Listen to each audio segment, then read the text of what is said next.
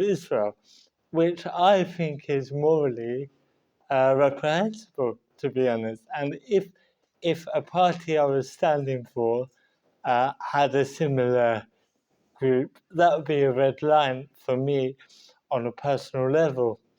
The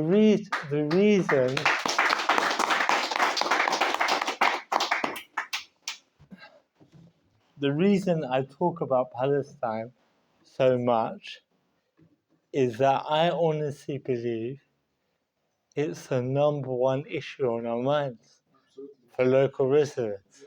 And, you know, I can only speak on a personal level, but it keeps me awake at night. There are many local issues that are very important and frustrating or upsetting, but they don't make us cry. They don't make us not be able to sleep or something. So this is why we have to talk about Palestine.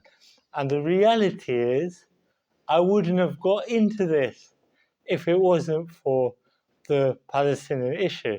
So that's to answer the first part of your question.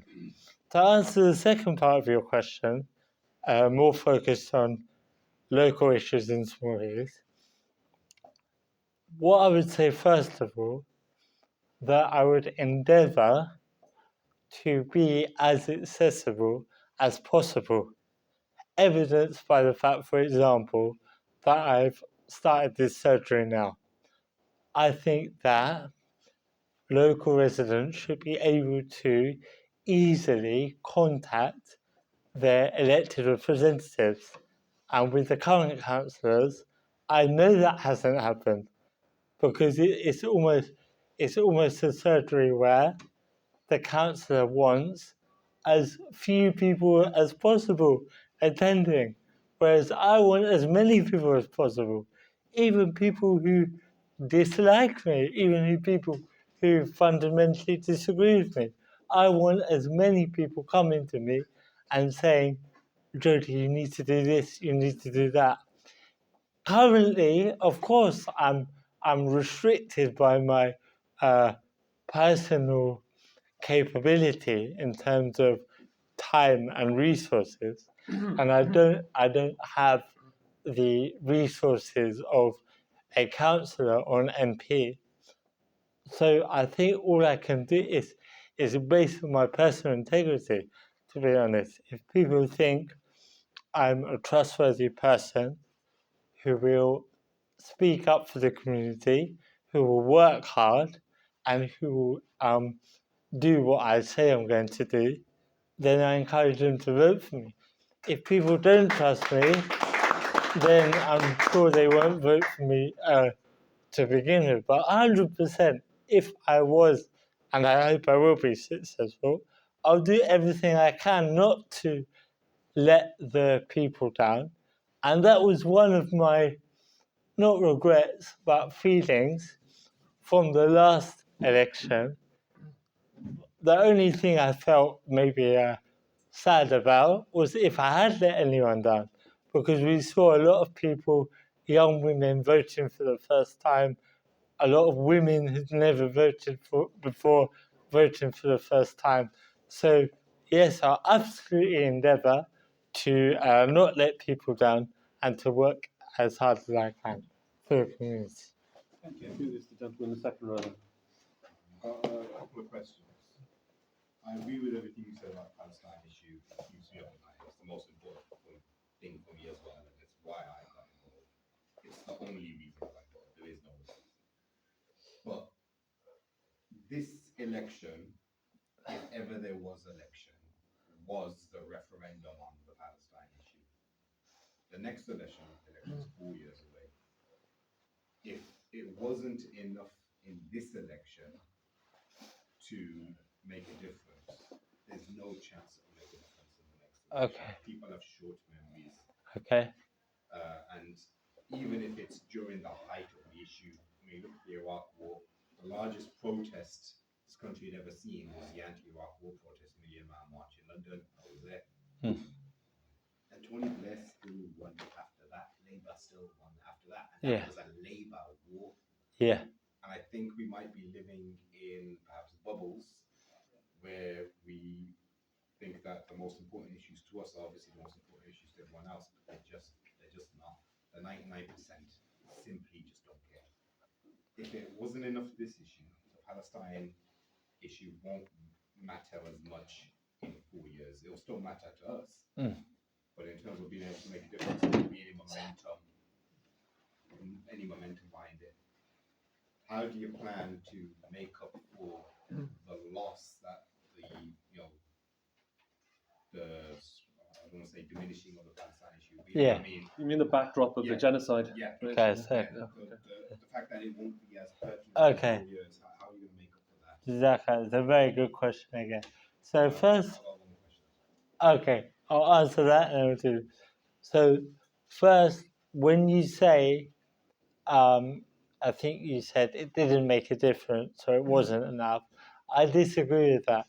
Because first of all, on a national level, 5 independent MPs won, campaigning primarily on the basis of the genocide in Gaza. In Britain, that's unprecedented. That's unheard of. That should never happen. Locally, we got over 10,500 votes. Again, within the period of time and with the resources we had, that's unbelievable. So I think it's completely wrong to say that people didn't care or it didn't make a difference, because you were part of the campaign, you saw how passionate people were coming out, and for 10,000 people who had never heard of me 4 weeks before to cast their vote in my favour is a big deal. Now, in terms of the next general election, the first thing to say is we don't know what's going to happen locally or internationally. We don't know what's going to happen in Palestine. It's not getting any better. It's not as if the situation is improving, everyone's forgotten about it. I haven't forgotten about it. You haven't forgotten about it. I guarantee your family, my family, haven't forgotten about it. So I think you're right, it's important not to live in a bubble, but it's also important not to exaggerate how little people care about the issue. But I think there's an even bigger hurdle to overcome, which I believe we did overcome. And that is to convince people that you can win, that you have a credible chance of winning. And the reason Tony Blair's government stayed in power after committing the atrocities in Iraq, even though it was such an unpopular policy, is because people had no one else to vote for. So you end up reverting to the default choice, if you like. We saw it on the doorstep many times in this campaign where people said, look, I agree with everything you're standing for, but you're going to get 1%, you're going to come last, so I'm not going to waste my vote on you. We've now shattered that illusion.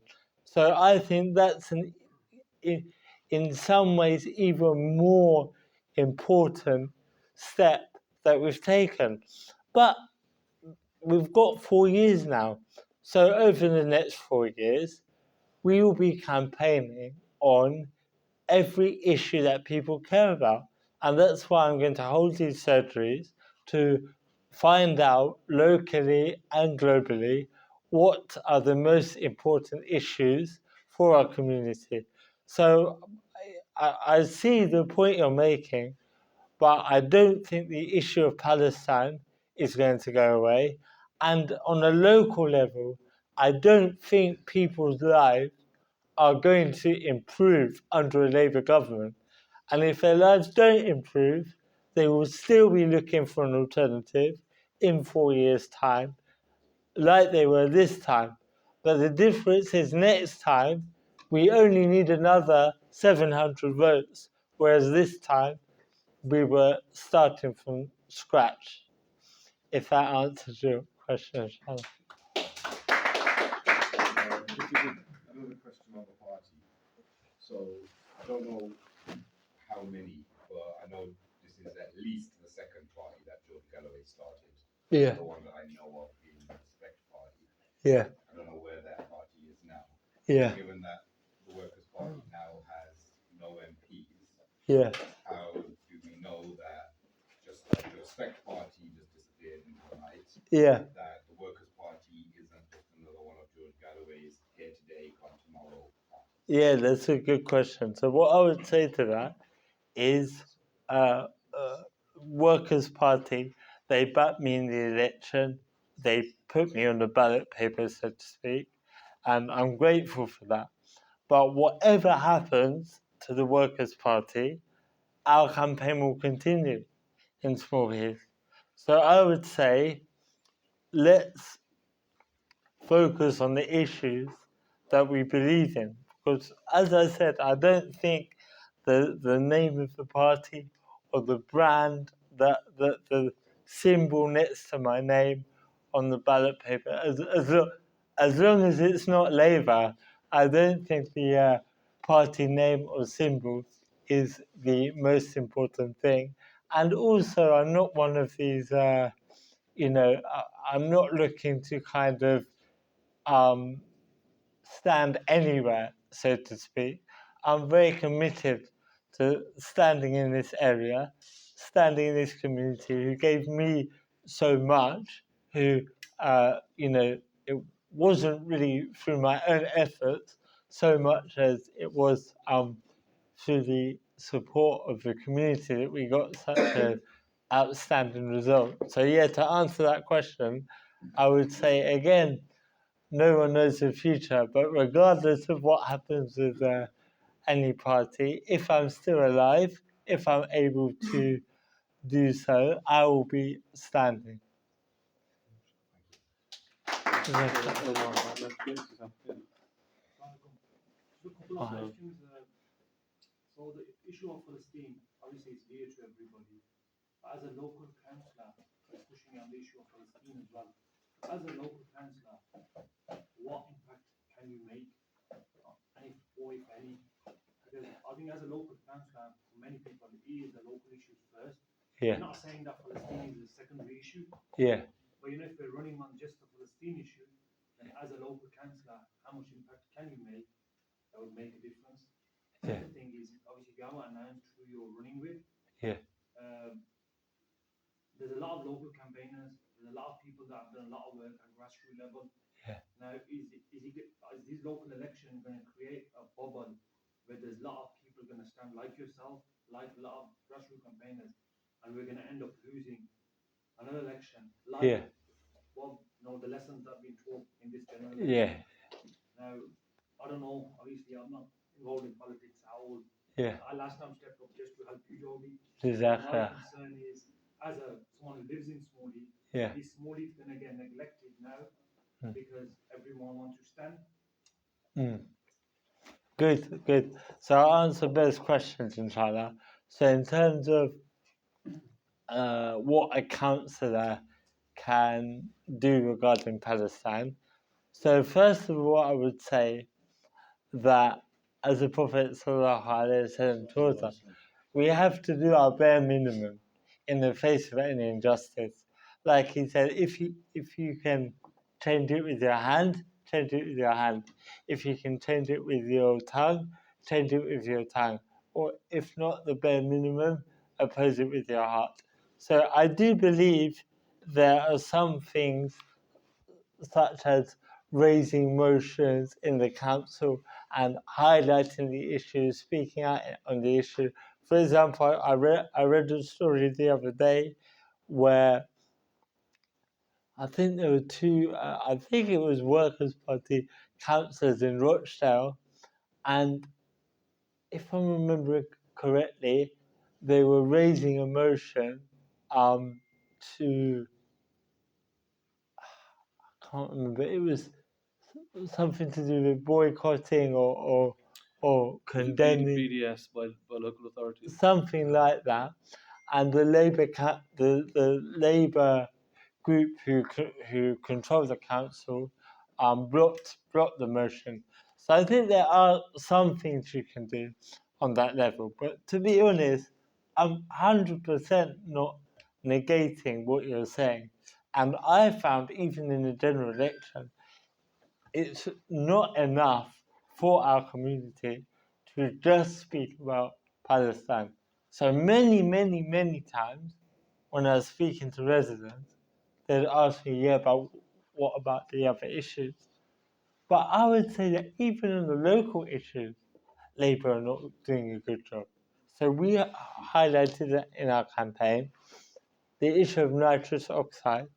People are ballooning whilst they're driving, getting into accidents, taking lives. The issue of the 24-hour shops, which are basically, as far as I can see, acting as a front for selling this illegal substance, often to young people, most often to young people. The issue of knife crime in Small Heath, which is tragically, taking a lot of lives. So even in the local issues, I don't think the establishment parties are really doing any better than they are on the issue of Palestine. But really, for me, with local issues, I think there's already, as you just mentioned, there are many individuals in the community doing a lot of good work.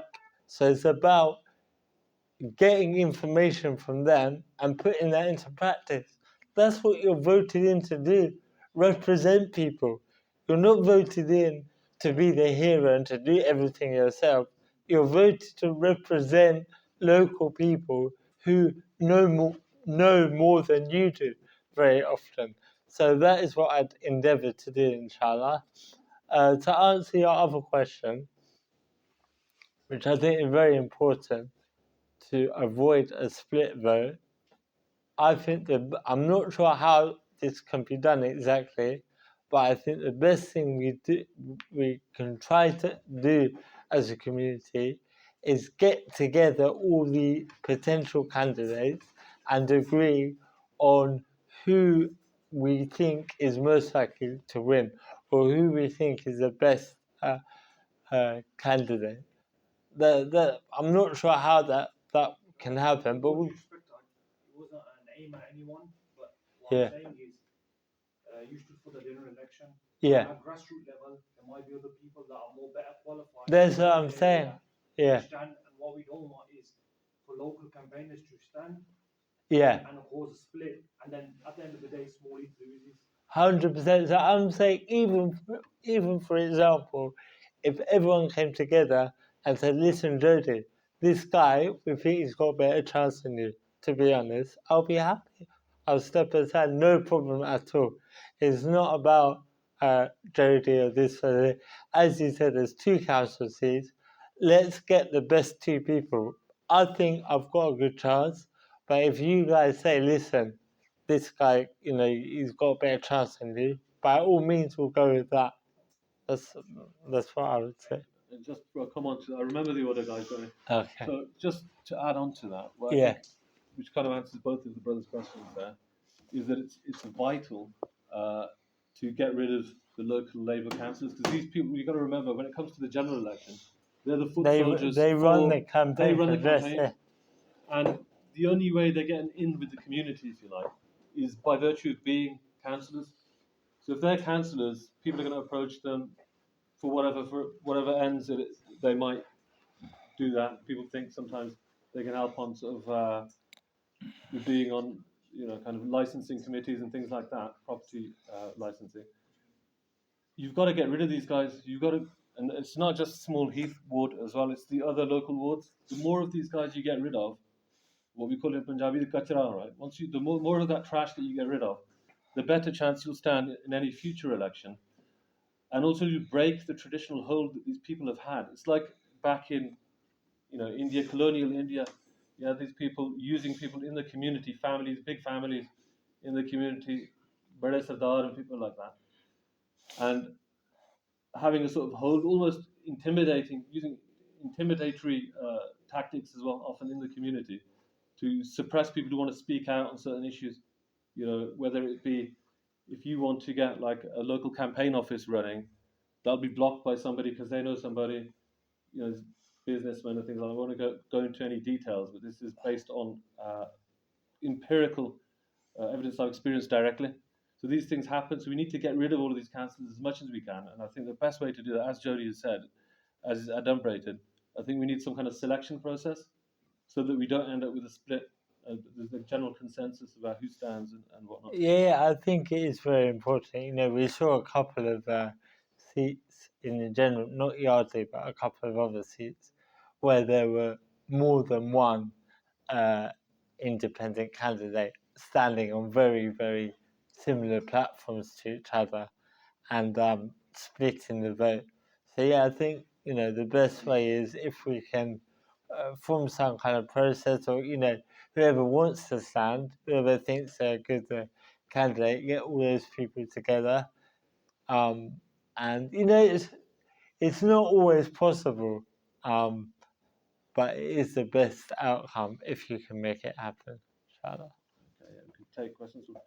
I think it's the you can Yes, hand up sir. first, but Adam, is it Adam? If you wanna, go Adam, you go first.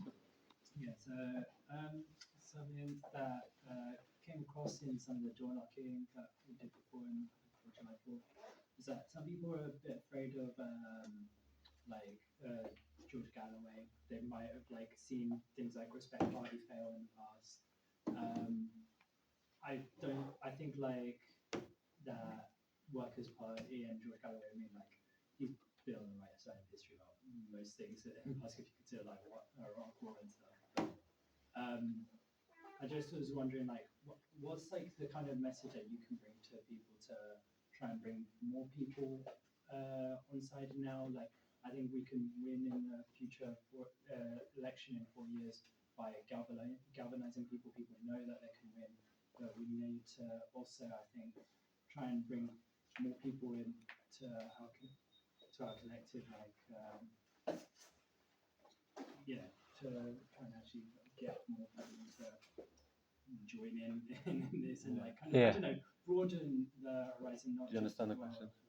specific issues. Yeah. That was basically I think. Yeah. Just wanted to maybe Yeah, sound no about problem. this. Okay. No problem. Well, listen, first of all, I'm always open to ideas and suggestions. So if anyone has ideas, like why don't we do this or why don't we organize this, tell me and we'll try and get it done, inshallah. But the important thing is we have time now. We have a number of years. So I think there's ample time for us to show what we're about locally. So I mean, I don't want to say it's in a, well, it's not in an arrogant way. It's more what the volunteers and what everyone was doing during the campaign.